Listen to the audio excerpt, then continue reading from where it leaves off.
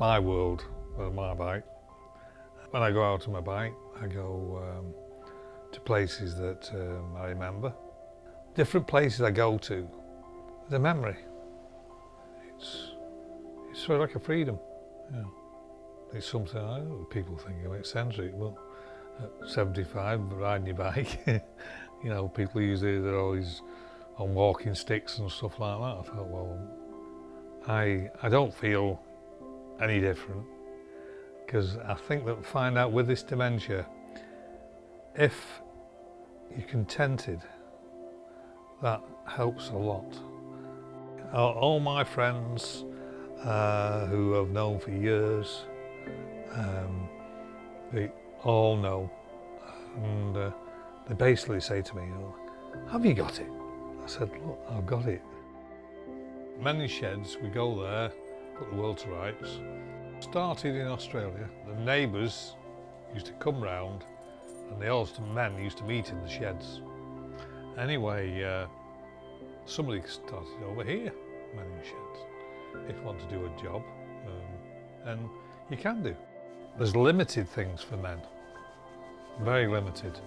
When you're at school, and fast forward it 65 years, because the same people now who you're at school with, same type, same characters and all that, now they're all grown up. They don't look like they were at school, but the same thing, you can still get the camaraderie at school, because I like being with people. When he walked across that room, somehow or other, I knew it was for me. When I met Paul, it was at a dance, and he couldn't dance many dances, so I said to him, well, I don't do pubs and I don't do pictures, so will you learn to dance? Anyway, we had a chat for a while, and he said, would you like a drink? So I said, yes, please. That's very kind of you. He said, what would you like? I said, I'd like an orange and soda, because I was driving. He brought me back a pint. When he was diagnosed, he said, I'm giving up the dancing. And I said, oh, I don't think you are, because this is what helps your brain. It stimulates your brain.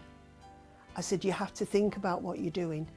We may not go to as many places, and we may not dance as much, but we will dance. And like with Paul, I think having the interest that we do keeps his mind and his brain active, and that's so important. It's easier to sit them in front of a television and ignore them than still treat them as a person, because he's still a person, he's still got a life. Once you're diagnosed, it's unknown, you know.